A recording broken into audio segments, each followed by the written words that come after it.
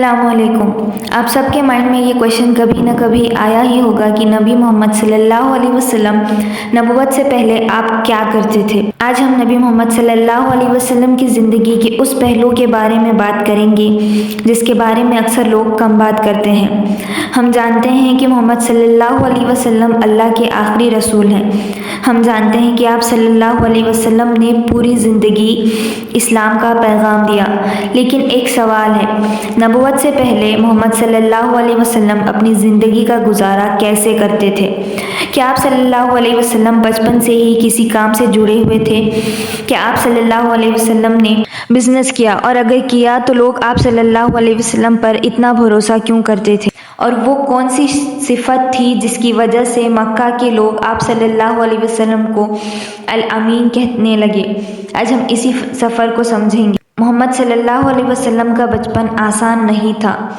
آپ صلی اللہ علیہ وسلم کے والد عبداللہ آپ صلی اللہ علیہ وسلم کی پیدائش سے پہلے ہی وفات کر چکے تھے۔ آپ صلی اللہ علیہ وسلم نے اپنے والد کو دیکھا ہی نہیں۔ پھر کچھ سال بعد آپ صلی اللہ علیہ وسلم کی والدہ حضرت آمینہ رضی اللہ عنہا بھی وفات کر گئیں۔ اس کے بعد آپ صلی اللہ علیہ وسلم کی کفالت آپ صلی اللہ علیہ وسلم کے دادا عبد المطلب نے کی، اور ان کی وفات کے بعد آپ صلی اللہ علیہ وسلم کے چاچا ابو طالب نے آپ صلی اللہ علیہ وسلم کی پرورش کی۔ یعنی بچپن سے ہی آپ صلی اللہ علیہ وسلم نے زندگی کے مشکل حالات دیکھے، لیکن اللہ نے آپ صلی اللہ علیہ وسلم کو ایک بہت خوبصورت صفت دی، محنت۔ صحیح البخاری میں نبی صلی اللہ علیہ وسلم کی بکریاں چرانے کے بارے میں روایت ملتی ہے۔ صحابہ رضی اللہ عنہا نے پوچھا کہ کیا آپ صلی اللہ علیہ وسلم نے بھی بکریاں چرائی تھی؟ آپ صلی اللہ علیہ وسلم نے جواب دیا کہ ہاں، میں بھی مکہ والوں کی بکریاں چند قیرت کے بدلے چراتا تھا۔ سوچیے، آج ہم اکثر سمجھتے ہیں کہ چھوٹا کام کرنا شرم کی بات ہے، لیکن اللہ کے سب سے محبوب نبی صلی اللہ علیہ وسلم نے بکریاں چرائی تھی۔ اس میں ایک بہت گہرا لیسن ہے۔ حلال محنت کبھی چھوٹی نہیں ہوتی، کام چھوٹا یا بڑا نہیں ہوتا۔ اگر کمائی حلال ہے، نیت اچھی ہے اور انسان ایمانداری سے کام کر رہا ہے تو وہ کام عزت والا ہے۔ ذرا سوچیے، ایک چرواہا کیا کرتا ہے؟ وہ اپنے جانوروں کا خیال رکھتا ہے، انہیں بھٹکنے نہیں دیتا، کمزور جانور کو پروٹیکٹ کرتا ہے، انہیں خطرے سے بچاتا ہے اور ان کی ضروریات کا خیال رکھتا ہے۔ یہ سب کوالٹیز بعد میں لیڈرشپ میں بھی کام آتی ہیں۔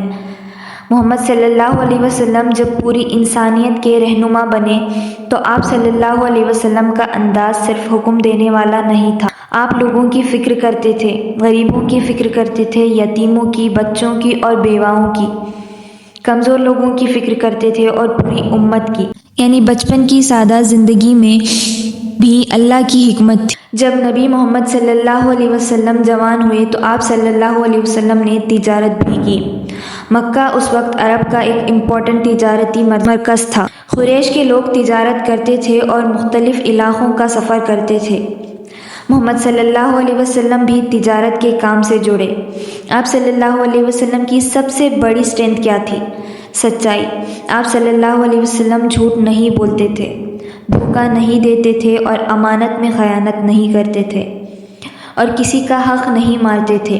اسی وجہ سے مکہ کے لوگ آپ صلی اللہ علیہ وسلم کو ایک خاص نام سے جانتے تھے، الامین، یعنی امانت دار۔ خوبصورت آدمی، ذرا اس لفظ کی امپورٹنس کو سمجھیے۔ کسی سوسائٹی میں کسی انسان کو امین کہنا بہت بڑی بات ہے۔ امین وہ ہوتا ہے جس کے پاس آپ اپنا مال رکھ سکیں۔ امین وہ ہوتا ہے جس کے سامنے آپ کو اپنے راز بتانے میں ڈر نہ ہو۔ امین وہ ہوتا ہے جو آپ کے پیچھے بھی آپ کا حق نہ مارے۔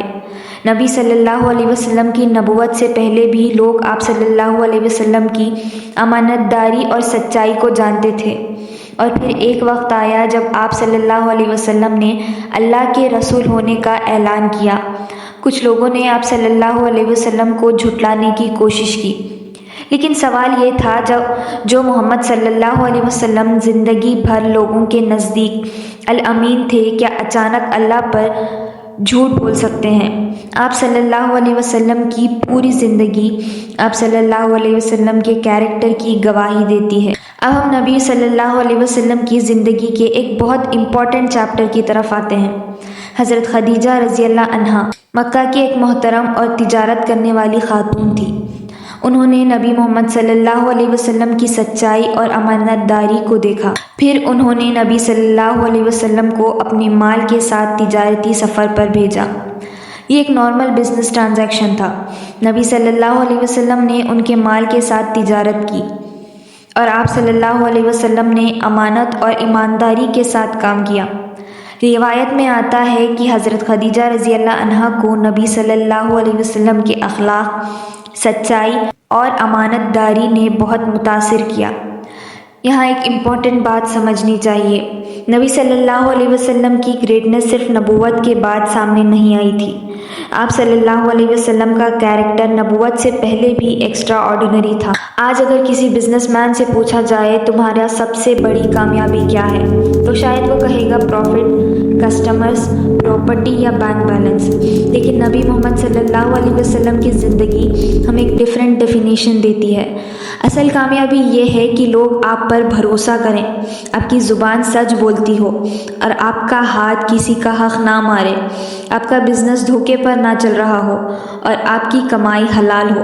اگر آپ کے پاس پیسہ بہت ہے لیکن لوگ آپ پر بھروسہ نہیں کرتے تو آپ نے دنیا کا کچھ حاصل کیا ہے لیکن کیریکٹر کا بہت کچھ کھو دیا ہے۔ یہ بھی سمجھنا ضروری ہے کہ نبی صلی اللہ علیہ وسلم کی پوری زندگی کو صرف بزنس مین کہنا صحیح نہیں۔ آپ صلی اللہ علیہ وسلم کی زندگی کے مختلف مراحل تھے۔ بچپن میں آپ صلی اللہ علیہ وسلم نے بکریاں چرائی، جوانی میں تجارت کی اور پھر 40 سال کی عمر میں اللہ نے آپ صلی اللہ علیہ وسلم کو نبوت عطا فرمائی۔ اس کے بعد آپ صلی اللہ علیہ وسلم کی زندگی کا اصل مشن اللہ کا پیغام انسانیت تک پہنچانا تھا۔ نبوت سے پہلے محمد صلی اللہ علیہ وسلم کو تنہائی اور غور و فکر پسند تھی۔ آپ صلی اللہ علیہ وسلم غار حرا میں جاتے اور وہاں عبادت اور غور و فکر کرتے۔ پھر وہ رات آئی جو انسانی تاریخ کی سب سے عظیم راتوں میں سے ایک بن گئی۔ نبی صلی اللہ علیہ وسلم کی عمر 40 تھی۔ غار حرا میں حضرت جبرائیل علیہ السلام آئے اور وحی کا آغاز ہوا۔ پہلے حکم تھا اقرا یعنی پڑھو۔ یہیں سے محمد صلی اللہ علیہ وسلم کی رسالت کا نیا مرحلہ شروع ہوا۔ اصل میں یہ کہانی ایک انسان کے پروفیشن سے زیادہ اس کے کیریکٹر کی کہانی ہے۔ محمد صلی اللہ علیہ وسلم نے ہمیں دکھایا کہ آپ غریب ہوں یا امیر، آپ کا کیریکٹر سب سے امپورٹنٹ ہے۔ امانت داری سب سے امپورٹنٹ ہے۔ آپ چھوٹا کام کر رہے ہوں یا بڑا، حلال کمائی سب سے ضروری ہے، اور آپ کی سوشل سٹیٹس کچھ بھی ہو، اللہ کے نزدیک تقویٰ سب سے زیادہ ضروری ہے۔ نبوت کے بعد جب اللہ نے آپ صلی اللہ علیہ وسلم کو دنیا کی سب سے بڑی ذمہ داری دی، تب بھی آپ صلی اللہ علیہ وسلم کی زندگی عیش و عشرت والی نہیں بنی۔ آپ صلی اللہ علیہ وسلم سادگی سے رہتے، غریبوں کے ساتھ بیٹھتے، ان کی بات سنتے اور لوگوں کی مدد کرتے، اور جو کچھ اللہ دیتے اس میں سے دوسروں کو بھی دیتے۔ آپ صلی اللہ علیہ وسلم نے دنیا کو یہ نہیں سکھایا کہ پیسہ حرام ہے، بلکہ اسلام نے حلال رزق کی اجازت دی، لیکن دل میں پیسہ نہیں، اللہ ہونا چاہیے۔ اگر آج کوئی ینگ پرسن اپنی لائف کے بگننگ فیز میں ہے، جاب نہیں ملی یا بزنس چھوٹا ہے، انکم کم ہے یا لوگ اس کے کام کو ریسپیکٹ نہیں کرتے، تو نبی صلی اللہ علیہ وسلم کی بچپن کی زندگی کو یاد کریں۔ نبی صلی اللہ علیہ وسلم نے بھی بکریاں چرائی تھیں۔ اس کا مطلب یہ نہیں کہ ہر انسان کو وہی کام کرنا ہے، اس کا مطلب یہ ہے کہ اپنی حلال محنت سے شرمانا نہیں ہے۔ خوبصورت آرمی، ذرا سوچئے کہ ایک یتیم بچہ جس نے اپنے والد کو کبھی دیکھا نہیں، پھر والدہ کا سایہ بھی چلا گیا، دادا بھی چلے گئے اور چاچا نے پرورش کی۔ اس بچے نے بکریاں چرائی، پھر تجارت کی، لوگوں نے اس کی سچائی دیکھی، اسے الامین کہا، اور 40 سال کی عمر میں اللہ نے اسی شخص کو پوری انسانیت کے لیے اپنا آخری نبی بنا دیا۔ آج دنیا کے کروڑوں لوگ اسی محمد صلی اللہ علیہ وسلم کا نام عزت اور محبت سے لیتے ہیں، اور سب سے خوبصورت بات یہ ہے کہ آپ صلی اللہ علیہ وسلم کی عزت صرف اس لیے نہیں ہوئی کہ آپ صلی اللہ علیہ وسلم نبی تھے، نبوت سے پہلے بھی آپ صلی اللہ علیہ وسلم کا کیریکٹر اتنا پاک تھا کہ لوگ آپ صلی اللہ علیہ وسلم کو الامین کہتے تھے۔ اس لیے اگر ہم نبی صلی اللہ علیہ وسلم سے محبت کا دعویٰ کرتے ہیں تو صرف ان کا نام لینا کافی نہیں، ہمیں ان کی سنت کو اپنی زندگی میں لانا ہوگا۔ حلال رزق، نرمی، صبر اور لوگوں کے ساتھ حسن اخلاق رکھنی ہوگی۔ اللہ ہمیں نبی محمد صلی اللہ علیہ وسلم کی سچی محبت اور ان کی سنت پر چلنے کی توفیق عطا فرمائے، آمین۔